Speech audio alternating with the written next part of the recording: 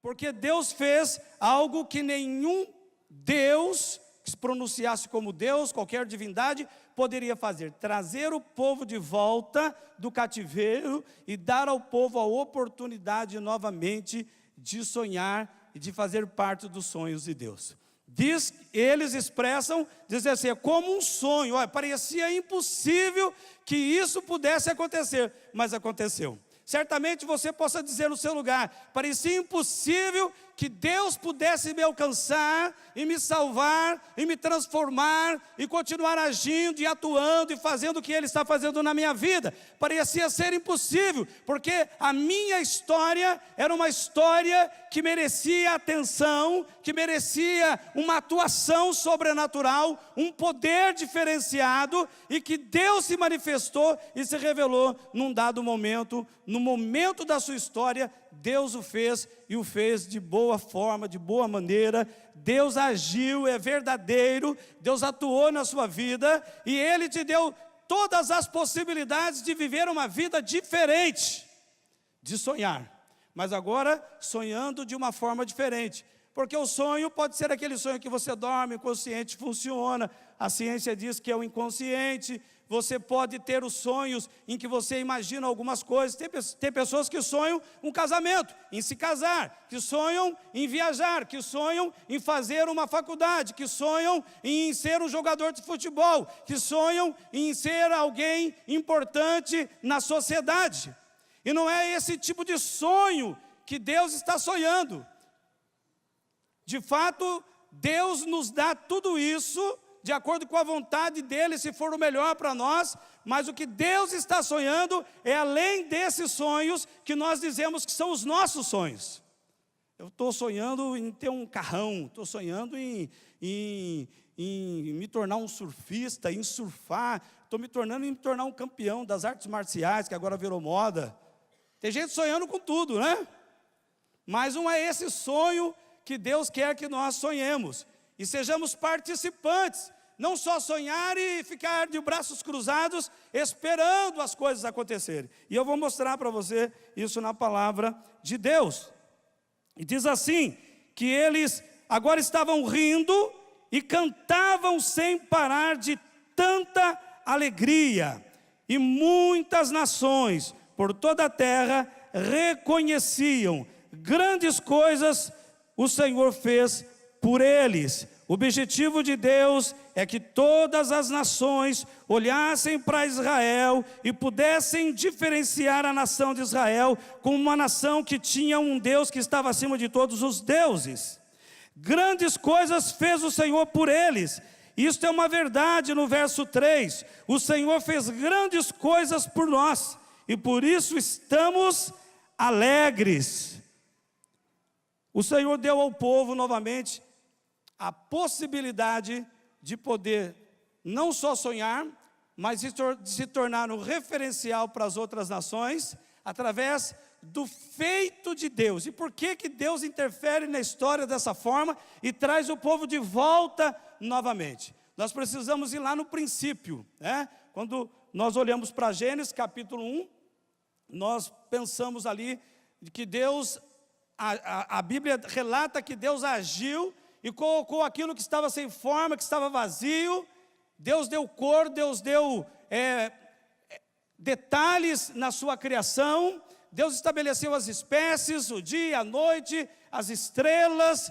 Deus fez o firmamento. Deus estabeleceu tudo aquilo que Ele, Deus, poderia fazer da melhor forma possível. Só que Deus resolveu criar o homem e colocar o homem no centro da sua criação, tornando o homem dependente de Deus, porque Deus, quando sonhou em fazer isso, Ele sonhou justamente que o homem pudesse se tornar ali dependente dEle, debaixo do governo dEle. E aí nós vamos encontrar no capítulo 1, do verso 26 ao 28, quando Deus diz: façamos o homem a nossa imagem e a nossa semelhança, que o homem pudesse refletir a imagem de Deus e fosse semelhante a Deus, não sendo o próprio Deus e não sendo independente de Deus. E Deus diz assim, que você cresça, multiplique, se espalhe, domine e governe sobre a terra, mas debaixo do governo de Deus. Esse era o sonho de Deus: encher a terra, vai multiplicar. vai dominar sobre ela, mas vai continuar debaixo do meu governo. E aí nós olhamos no capítulo 2, quando Deus dá algumas atribuições para o homem. Até no Éden o homem tinha atribuições. Ele tinha a responsabilidade de administrar o Éden. Mas o outro detalhe que Deus coloca ali também no Éden é que ele estabeleceu um limite para o homem, que o homem não poderia romper com esse limite, e Deus foi muito categórico em dizer, e continua sendo até o dia de hoje: se você fizer isso, você morrerá. Deus foi categórico: não faça isso, porque você vai experimentar a morte. E no capítulo 3 nós encontramos então Satanás travestido de serpente, e ele vem de uma forma para enganar, para ludibriar, para distorcer a verdade de Deus. E aí, eu quero nessa noite também me atrever a dizer que você está ouvindo nesses dias essa questão da esquerda e da direita, né? Esquerda e direita. Esquerda hoje para nós é aqueles que estão afrontando a autoridade e a soberania de Deus sobre o mundo, em especial sobre a nossa nação. A esquerda é aqueles que estão andando na contramão de Deus e estão dizendo coisas que machucam o coração de Deus e querem roubar e querem interferir no sonho de Deus para a nação. E isso é muito sério, porque Satanás sutilmente ele manipula a verdade, distorce a verdade em benefício próprio. E nós não podemos cair nesta armadilha, porque Eva foi enganada e o homem se submeteu a isso também. No capítulo 3 de Gênesis nós vemos uma ação contrária para impedir o sonho de Deus de transformar Adão e Eva e fazer uma nação que pudesse estar debaixo do governo de Deus na terra. A intervenção da esquerda, para você se ligar aí, porque está sendo falado muito sobre isso.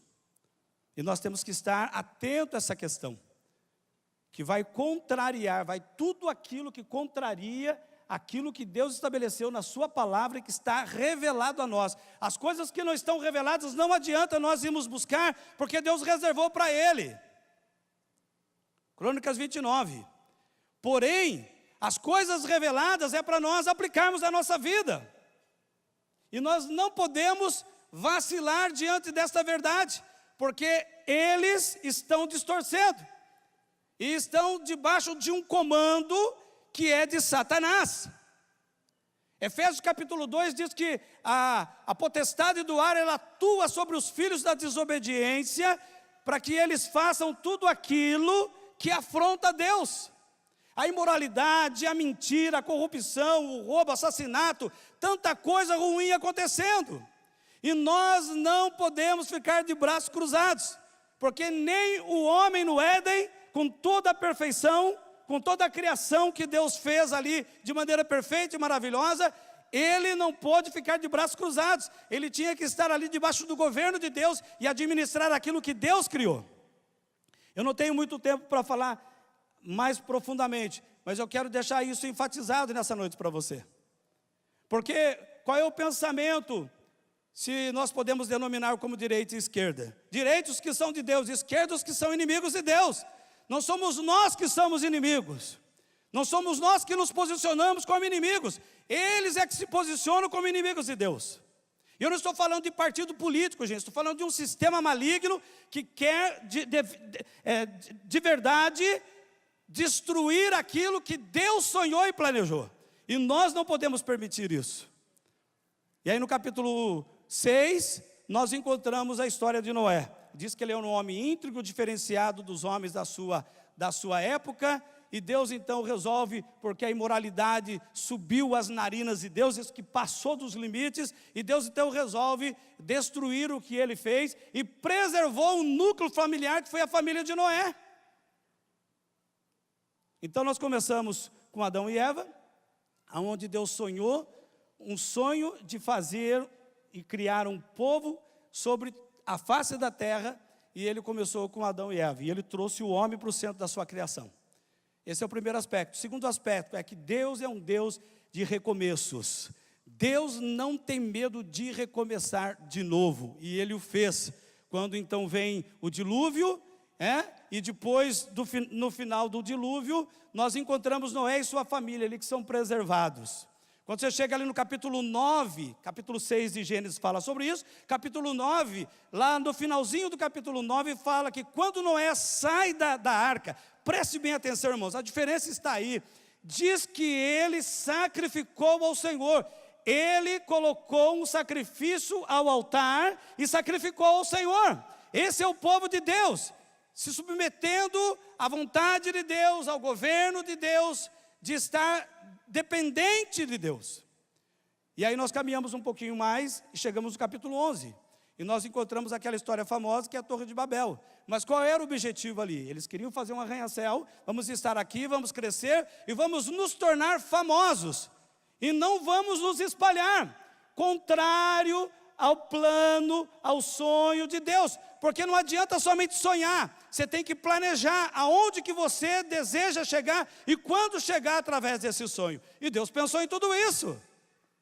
Ainda que houvesse obstáculos da própria humanidade, Deus age e trabalha o recomeço. É o segundo aspecto. No terceiro, Deus intervém na história para espalhar e para que se cumprisse aquilo que Ele disse lá em Gênesis capítulo 1, para Adão e Eva.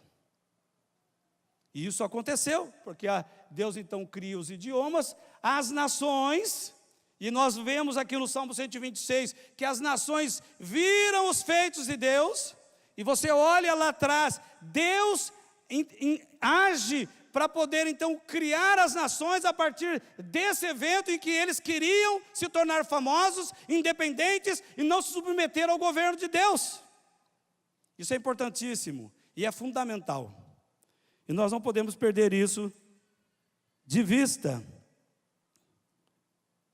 E nós chegamos então em Gênesis capítulo 12, quando Deus chama Abraão para ir para uma terra que Ele mostraria a Abraão. Por que Deus não disse o lugar antes? Porque a visão de Deus é que Abraão estivesse debaixo da dependência de Deus. Quem estava governando para que o sonho se concluísse e desse continuidade é o próprio Deus. E Ele chama Abraão, sai da tua terra para a tua parentela, da tua terra e da tua parentela, e vai para o lugar que eu vou te mostrar, e farei de ti uma grande nação, farei de você uma grande nação. E Deus falou, a sua descendência vai ser como as estrelas do céu e a areia do mar. Deus estava pensando grande, e Deus estava sonhando grande. Deus é tão corajoso, que Deus podia ter feito tudo isso, nas etapas da história, sem a intervenção do ser humano participando da história. Mas Deus decidiu que nós poderíamos participar da história e construir a história para que esse sonho se tornasse uma realidade. E isso acontece quando Abraão então obedece e sai. No entanto que o Senhor deixa uma marca na vida de Abraão e de Sara, que eu quero enfatizar. Abraão, quando nós encontramos no capítulo 12, e depois Deus transforma, muda o nome dele de Abrão para Abraão, que é pai de numerosas nações, e Sarai para Sara, que é mãe de nações, tudo dentro da ênfase do sonho de Deus, de ter um povo fiel a Ele, debaixo do governo dEle, sobre a terra. Gênesis, do 37 ao 50, fala da história, que aí vem Isaac, vem Jacó e Esaú, e aí nascem os 12 filhos de Jacó, e tem José, que é odiado por seus irmãos, porque é um sonhador, e ele é levado então, depois de ser jogado dentro do poço, retirado, vendido para uma caravana ismaelita, chega ao Egito, a casa de Potifar, vai para a cadeia porque ele é caluniado pela esposa de Potifar, e num dado momento, Faraó tem um sonho, e ele interpretava sonhos, e Deus capacitou para isso, e ele vai à presença de Faraó e se torna o governante do Egito. Nesse tempo, Jacó e o seu clã eram aproximadamente 70 pessoas. O desenrolar da história é que Jacó chega com o seu clã, depois de todo aquele episódio que os irmãos de Jacó os irmãos de José chegam no Egito, tudo isso que você já sabe, mas eu quero dar ênfase que Jacó chegou com seu clã, e eram 70 pessoas. E diz que o povo começou para habitar na terra de Gósen, uma terra boa, uma terra fértil, José no governo, só que José morre, Jacó morre, José morre, o faraó também morre, e aí o povo já estava ali se tornando um povo numeroso, crescente, e entra um outro faraó, e ele então começa a se preocupar, eles vão se tornar mais numerosos do que nós, e nós vamos ficar escravos deles. Então vamos apertá-los, vamos assolá-los, vamos colocar trabalho pesado sobre eles, para que eles não tenham condições de reação. Depois vamos matar os seus meninos, porque assim eles não terão guerreiros para os seus exércitos. E o Senhor então interfere na história no Egito, o povo se torna escravo, e o Senhor então, no livro de Êxodo, a história de Moisés, quando Deus levanta Moisés como libertador para tirar o povo do Egito. E o feito de Deus em destruir Faraó e seu exército, foi fabuloso, que isso ficou para ser contado em todas as nações, em todos os lugares, em todas as épocas. Isso foi lembrado. Você encontra vários textos, em Salmos principalmente, onde isso é relatado, porque isso ficou para a história. E quem fez isso? O próprio Deus. Deus poderia ter feito de forma diferente, fez, mas isso deu um impacto muito maior. E aí, as nações em volta ficaram sabendo do feito. E eles iriam avançar em direção a Canaã, a terra que mana leite e mel. No caminho, em Números 13, Deus fala para Moisés mandar os 12 espias para avistarem a terra. E quando eles voltam, 10 têm um relatório negativo. Vocês já conhecem também. Isso traz anarquia. O povo fica ali chorando, gritando, pensando em levantar um novo líder, em apedrejar Moisés. Tudo impedimento para que o plano, o sonho de Deus não acontecesse. Sabe, irmãos, e aí eu levanto um outro ponto aqui. Aqueles que se rebelam e não querem viver o sonho de Deus, esses ficarão no meio do caminho. Eu vou dizer uma coisa para vocês, é lamentável, é triste, mas ao longo da caminhada, a minha vida aqui na Peniel, eu já vi um grupo de pessoas, eu não vou estimar quantas pessoas, que já ficaram para trás, porque elas não quiseram sonhar o sonho de Deus. E aqueles que se rebelaram, morreram no deserto. Durante 40 anos, Deus preparando para tirar toda a influência da escravidão do Egito de dentro do coração do povo. Deus levanta uma nova geração para que chegasse até Canaã. E aí eu já pulo para a gente andar e correr um pouquinho para falar sobre Josué. Quando o Senhor, Moisés é morto, agora vem cá você, que era o auxiliar, e eu vou ser com você como eu fui com Moisés. Que coisa gloriosa, irmãos. E Deus diz assim, eu vou ser com você como eu tenho sido com aqueles que eu tenho levantado.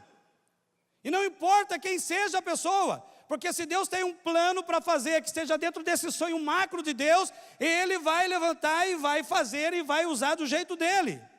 Mas Deus dá algumas recomendações para Josué. Não te aparte do livro dessa lei. Não te desvie nem para a direita nem para a esquerda. Ser forte e corajoso.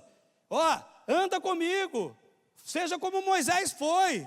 Você teve o exemplo dele. E aí quando chega ali, capítulo 1 que eu estou falando, capítulo 3, diz que eles estão diante do Jordão para atravessar diante da terra prometida. E aí diante deles está Jericó com a muralha gigantesca. E Deus falou assim, os sacerdotes vão levar a arca sobre os seus ombros, 2 varões, e ela vai ficar uma medida de 800 metros para que o povo possa avistar a arca. A arca era a presença de Deus. Quem derrubou aquela muralha não foi o grito do povo, foi Deus. Uma demonstração do poder dele. Isso demonstra que Deus é um Deus que pensa nos detalhes para que o sonho dele se cumpra no momento crucial em que o povo estava para obter a vitória. E não foi uma vitória, porque não foi somente um enfrentamento com os inimigos. Deus deu vitória em todas as batalhas que eles enfrentaram, os inimigos que ocupavam aquela terra. Uma terra que emana leite e mel, mas ela é ocupada, cidades construídas, edificadas, e Deus deu a vitória. Eu pergunto, por que Deus não levou para um lugar onde não havia ninguém? Porque as nações saberiam quem era o Deus de Israel. Estava dentro do projeto do sonho de Deus. Não mudou, irmãos. Em 2018, Deus quer que as nações conheçam quem é Jesus. E agora através da igreja. Mas isso vai ficar para um outro momento, se tiver oportunidade para falar, que não vai dar tempo. Mas eu quero caminhar com você, que o Senhor então, através de Josué, Ele dá vitória ao povo. E nós encontramos lá no final de Josué, quando Josué traz a lembrança novamente daquilo que Deus disse para Moisés, e ele está dizendo para o povo: vocês não se voltem para os deuses que estão nessa terra, vocês não abandonem o Senhor. Em resumo, você pode ler lá depois, né? Está lá no final do livro de Josué, mas ele diz lá, capítulo 23, 24, e ele diz assim: mas eu e minha casa serviremos ao Senhor. Eu não tenho outro Deus, eu não reconheço o governo, a autoridade de outro Deus, eu só tenho um único Deus, estou satisfeito com Ele, é suficiente, até demais. Não existem problemas em Deus, irmãos, não existem limites para Deus, não existe crise para Deus, não tem ninguém que possa desfazer aquilo que Deus planejou como sonho de ter uma nação numerosa na face da terra. E todas as nações possam olhar para esses que foram feitos à imagem e à semelhança de Deus. E que tem o Espírito de Deus, e que tem a verdade de Deus, e que tem livre acesso à presença desse Deus. O resto, Deus acrescenta, porque daí vem o casamento abençoado, vem as conquistas profissionais, vem as mudanças. Foi assim na minha vida. Eu cheguei aqui na Baixada e eu falo isso, e não vou me cansar nunca de dizer isso, uma mão na frente, uma mão atrás. Eu não tinha nada, era um jovem que estava numa circunstância de inúmeras interrogações no meu coração, na minha alma. Eu não tinha nada, eu não era nada, eu não era ninguém. Eu não conhecia verdadeiramente a Deus. Aconteceram muitas coisas na minha vida boas, mas eu vou dizer uma coisa para você, e eu falo isso, quando eu falo mesmo para valer, para que todos possam ouvir. E eu não quero perder isso para o resto da minha vida, até que Jesus volte ou então Ele me leve. É que o maior evento da minha história, aqui na Baixada Santista, foi o dia que eu tive um encontro verdadeiro com esse Deus que sonhou em que eu pudesse fazer parte desse sonho. Isso é fenomenal. É fenomenal, porque as outras coisas Deus acrescentou. Deus acrescenta. Deus acrescenta além da medida do que você está aí desejando que aconteça com você. E se não aconteceu do jeito que você quis, tenha calma, tenha paciência, espere, porque do jeito dele será muito melhor. E no final você vai dizer: Senhor, que bom que não aconteceu quando eu queria, do jeito que eu queria, mas eu pude esperar e confiar no Senhor, e o Senhor fez o melhor. E é assim que Deus faz. Só que Josué também morreu. E aí o povo, então, estava debaixo da influência dos juízes. Você vai encontrar no livro de Juízes, tem toda a história dos juízes. E um dos principais foi Gideão. Mas o livro de Juízes, o que Deus fazia? Levantava o juiz para julgar a nação. O povo pecava, se rebelava contra Deus, se voltava para a idolatria, se voltava para os costumes daqueles povos que estavam naquela terra. E Deus, em todo momento, quando o povo se arrependia, quando o povo clamava, quando o povo buscava o Senhor levantava um juiz para libertar da escravidão do povo inimigo que submetia o povo ali por causa da desobediência e do pecado. Deus, o que a gente observa com tudo isso? Que não há inimigos, por mais fortes que sejam, por mais preparados que sejam, lá em Jericó, na terra prometida, em Canaã, que possam impedir que o sonho de Deus vá para frente. E o sonho de Deus, ele não termina quando o povo se desvia dos propósitos de Deus, porque Deus vai levantar povo fiel, tem remanescente fiel. Nos dias de Elias, ele falou assim: olha, Senhor, me mata, porque eu estou aqui agora diante do perigo iminente de morte, e só eu. Deus falou: não, meu filho, você está pensando que você é exclusividade? 7.000 que não se dobraram, 7.000 que não se prostraram diante de Baal, 7.000 que permaneceram fiéis a mim.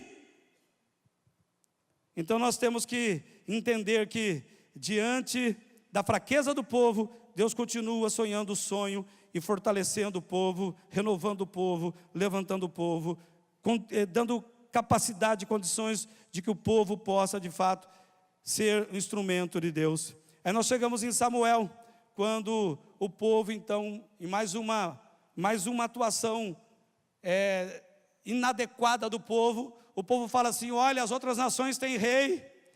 Que besteira, não? Eles tinham o maior de todos os reis, que era o próprio Senhor. Mas todas as nações têm rei. Aquela coisa do modismo, né? Todo mundo está fazendo assim. Olha, todo mundo faz assim. Ah, não tem problema, porque todo mundo faz. Tem sim. Se contraria os propósitos e os planos de Deus, se isso interrompe a sua comunhão com Deus, se isso te afasta da presença de Deus, foge do modismo. Na verdade, o povo de Deus nos dias de hoje, ele está andando na contramão do mundo. O mundo está dizendo aborta, e nós estamos dizendo casa adequadamente, engravida no momento certo, tenha os seus filhos, os filhos são bênçãos, são herança de Deus. Esse é o padrão do Senhor. O mundo está dizendo: a gente resolve tudo na violência, e nós estamos pregando o amor. Quando estamos sendo injustiçados, caluniados, nós estamos ainda pregando o amor. As pessoas estão falando mal, lá vai o crente, mas aí passa-se o tempo e aquela pessoa se converte. Ele falou mal de você, ele te criticou, e você sempre semeou bênção na vida dele, porque você está indo na contramão do mundo, porque você faz parte desse projeto do sonho de Deus, de ser a nação dele, o povo escolhido de Deus, de ser o povo que Deus levantou sobre essa terra, para se revelar às nações. Isso no Antigo Testamento, amém? E aí nós então entramos em Reis, quando em Samuel, aí Deus fala para Samuel: Samuel, não esquenta a cabeça. Deus se garante, irmãos. Deus não tem problema com isso. Deus não tem problema de autoestima. Eles não me querem, fica tranquilo. Eu vou mostrar para ele, e aí tinha algumas condições. Você vai dizer para eles o que vai mudar na vida deles. Olha, se eu estivesse ali para escolher, eu ia dizer: Senhor, eu quero o Senhor, eu não quero um outro rei que não seja o Senhor. Interfere na família, os seus filhos se tornarão servos nos palácios dos reis. Os filhos vão ter que ir para as fileiras dos exércitos, enquanto que o Senhor dava vitória. Que é maior vitória contra Faraó?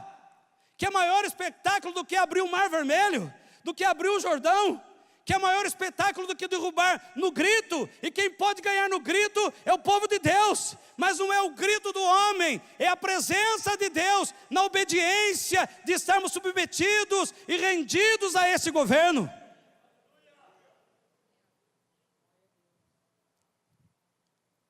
E aí, logo de início, Samuel vai ungir o primeiro rei, que foi Saul.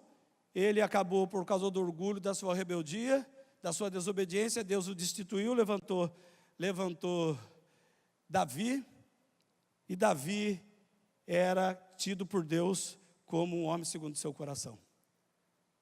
Mas começou lá de maneira simples, que nem o pai lembrou dele no dia que o profeta foi lá para ungir o novo rei de Israel.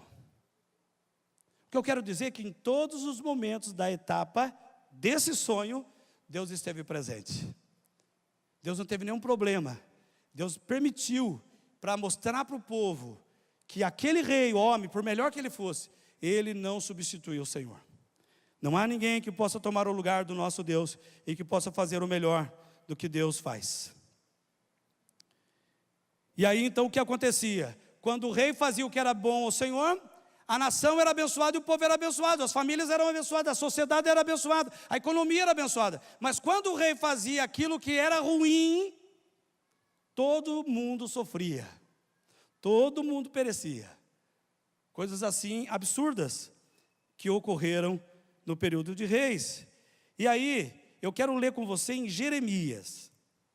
que faz um link, essa conexão com o Salmo 126. Jeremias 29, é um texto que os irmãos também conhecem, mas eu faço questão de ler esse aqui. Jeremias 29, no verso 4. Assim diz o Senhor Todo-Poderoso, o Deus de Israel: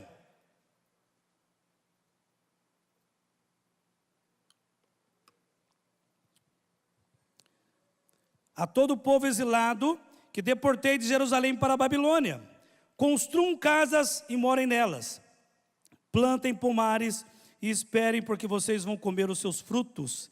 Casem-se e tenham filhos e filhas, escolham mulheres para os seus filhos e deem suas filhas em casamento, para que também tenham filhos.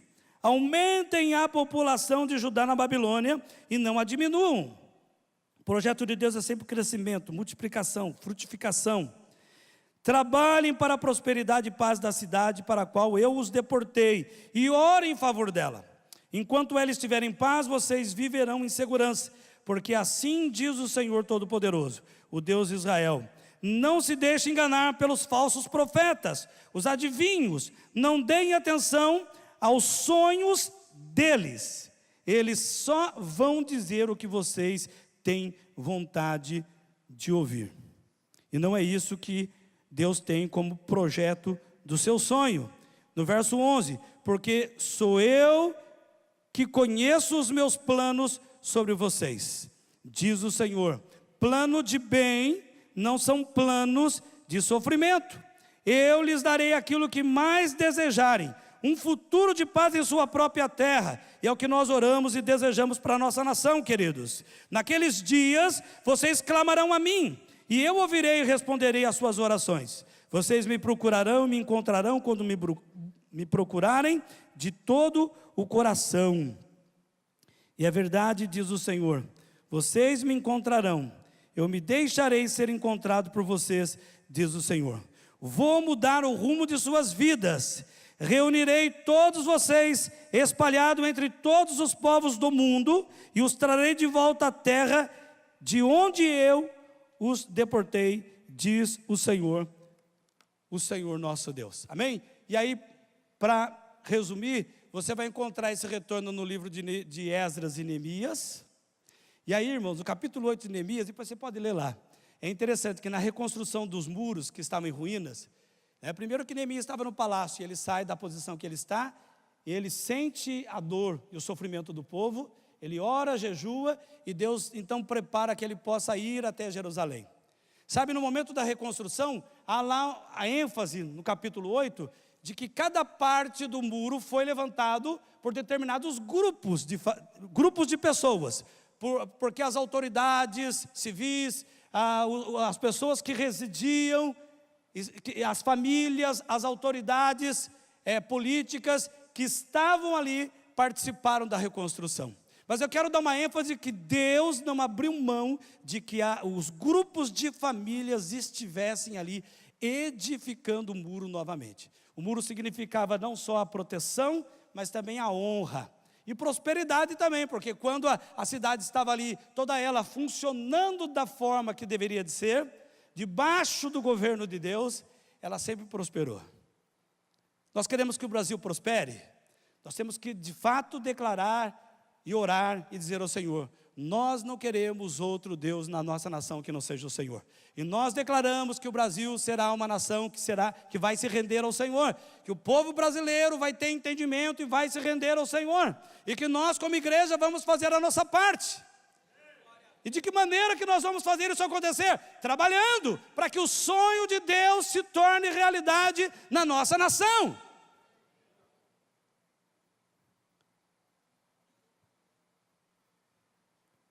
Deixa eu só ler aqui um texto do Salmo 137, só para que você tenha ideia do que o povo estava vivendo, e nós estamos encerrando. O que o povo estava vivendo lá na Babilônia.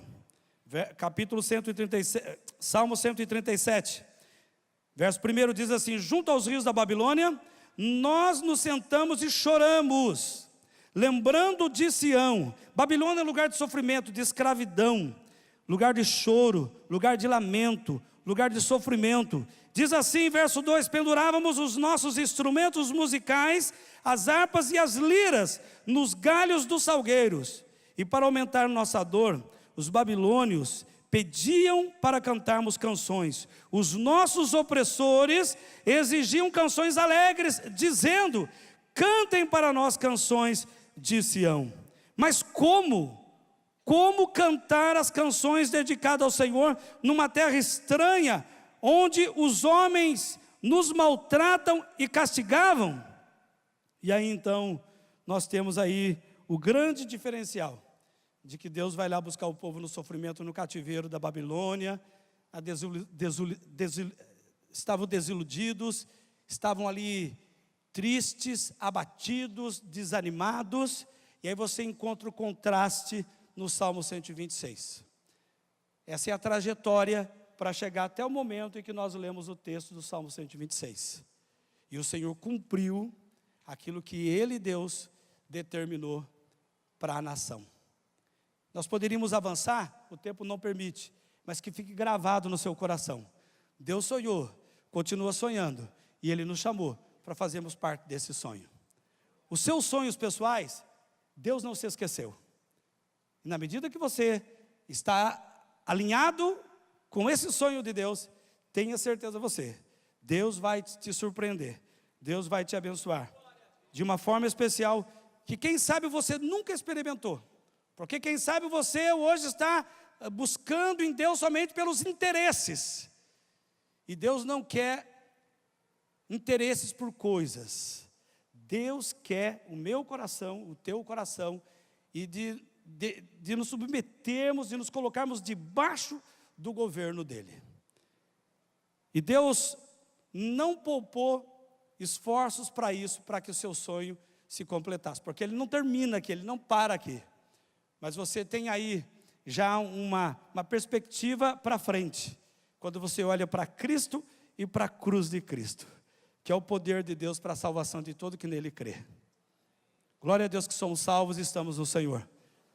E agora nós vamos trabalhar em prol para que esse sonho se torne real na vida daqueles que ainda não estão no cenário, atuando, trabalhando e apoiando, contribuindo para que esse sonho de Deus aconteça. As nações olharam e ficaram admiradas. E é isso que está acontecendo e vai continuar acontecendo nos nossos dias, no nome de Jesus. Feche teus olhos, por gentileza.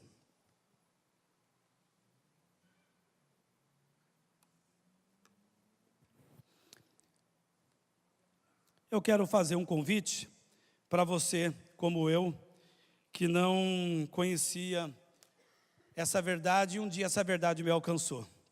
E eu trouxe aqui um cenário para você de alguns eventos que estão registrados na Bíblia e que mostram que Deus que pensou isso, Deus atuou, Deus planejou, Deus sonhou com isso, e Ele continua trabalhando para que isso de fato seja concluído na volta de Cristo.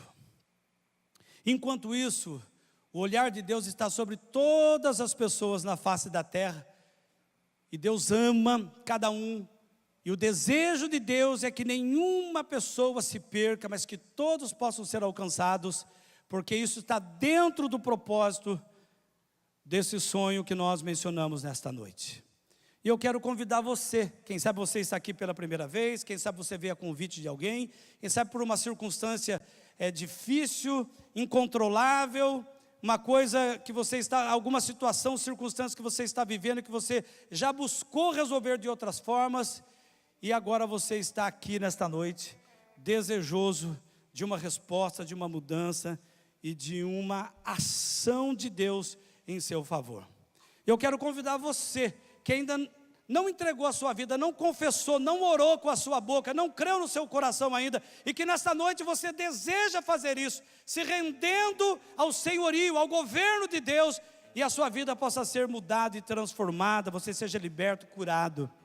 E da mesma forma eu quero estender o convite também para aquelas pessoas que estavam caminhando e que você tomou a decisão de se desviar para a direita ou para a esquerda por causa de circunstâncias, de situações, que te afastaram de Deus. E você deseja nessa noite restaurar isso, restaurar essa aliança, essa confissão que você já fez lá atrás, reafirmando hoje aqui diante de Deus. E se você está enquadrado dentro desse convite, eu gostaria que aí no seu lugar você repetisse comigo essa oração. Aí no seu lugar, você e Deus, repita com convicção e com fé: Pai querido, nessa noite, no nome de Jesus, eu me rendo ao Senhor, à sua autoridade e à autoridade da sua palavra. Obrigado por falar comigo nesta noite. Obrigado por revelar as verdades ao meu coração. E nesta noite eu me arrependo de todos os meus pecados. Eu me arrependo de todos os males cometidos, de todas as falhas, de toda afronta, de toda a insubmissão e rebeldia contra o Senhor. E nesta noite eu me rendo debaixo do senhorio de Cristo. Eu me rendo debaixo da autoridade do Senhor. E o Senhor tem a total liberdade de mudar e transformar a minha vida, hoje e para sempre. Que eu nunca mais seja a mesma pessoa. Faz tudo o que o Senhor deseja fazer nesse tempo, e eu me rendo a isto. E eu permito que isso seja de maneira completa na minha vida. No nome de Jesus. Eu gostaria de saber se nesta noite, no nosso ambiente, há pessoas que tenham feito esta oração. Eu gostaria que rapidamente, se você fez essa oração, dá um sinal bem alto com a sua mão, por favor. Alguém que esteja aqui que tenha feito essa oração, amém. Pode baixar a sua mão, amém, amém, amém. Glória a Deus. Eu gostaria de pedir que todos aqueles que fizeram essa oração, fique de pé no seu lugar, por favor. Mesmo você que não levantou a mão, ou que você tenha levantado e não deu para ver daqui, fique de pé. Todos aqueles que fizeram essa oração, amém. Agora eu gostaria de pedir a ajuda daqueles que estão em volta, os intercessores, líderes aí. Eu gostaria que você que levantou a mão, ou que ficou de pé, você viesse aqui à frente. Eu quero orar com você. A igreja vai orar agora juntos. Nós vamos orar juntos por vocês. Eu gostaria que você saísse do seu lugar, que os irmãos apoiassem e ajudassem essas pessoas, e nós vamos orar por eles. No sonho de Deus, Deus não exclui nenhum ser humano. Em qualquer nação que ele se encontre, em qualquer circunstância que esse ser humano esteja, Deus é Deus suficiente para alcançar, para trazer esse entendimento, essa revelação. Para você que se reconciliou nesta noite, saia do seu lugar, venha à frente. Entenda que essa oração que você fez, ela é verdadeira, mas que existe uma oposição espiritual, dizendo que você não é merecedor. Nem eu sou, ninguém é. Deus faz porque Ele é Deus, mas porque Ele ama incondicionalmente. Se você fez a oração, venha para frente, saia do seu lugar. Hoje é noite de você ser liberto de toda e qualquer mentira que esteja aí prevalecendo sobre a sua vida. Hoje é noite de libertação. Eu queria convidar a igreja para ficar em pé. Estenda as suas mãos para nós orarmos para as pessoas, pedir ajuda dos nossos pastores, líderes, intercessores, para a gente poder abençoar essas vidas. Pai, em nome de Jesus, nós estamos aqui nesse lugar, diante da Tua presença, presença santa, única, poderosa, miraculosa, majestosa. Oh Deus, em nome de Jesus, que não seja somente um momento, oh Deus, de emoção, e não seja somente um momento que termine, oh Deus, mas algo que fique até o momento em que o Senhor completar a boa obra sobre essas vidas, até a Tua volta sobre esta terra. No nome de Jesus, nós entregamos as suas vidas aos Teus cuidados, debaixo do Teu governo, o Teu poder, o Teu poder, o Teu poder, o Teu poder, a Tua glória, ó Deus, a Tua majestade. Vem o Teu governo sobre eles, vai desbaratando Satanás e seus demônios, sofismas, fortalezas, resistências, todos os males, todas as prisões, que o Senhor quebre em nome de Jesus esta noite, e abençoe, Senhor, estas vidas, para que no nome de Jesus, ó Deus, eles possam viver uma vida abundante com o Senhor. O Senhor é o pastor que veio para dar vida, e vida com abundância. Que o Senhor possa intervir na família, no lar, intervir na vida profissional, nas emoções, nos pensamentos, nos sentimentos. Quebra as cadeias, quebra, Senhor, em nome de Jesus. Desfaz nesta noite com todas as obras do mal. Vai desbaratando o inimigo nesta noite, ele seja envergonhado e o Senhor seja exaltado através da rendição desses que aqui estão, em nome de Jesus. Pai, toma-os nas tuas mãos, sustenta-os com teu poder, Pai, no nome santo de Jesus, no nome santo de Jesus, no nome de Jesus, no nome de Jesus, no nome de Jesus.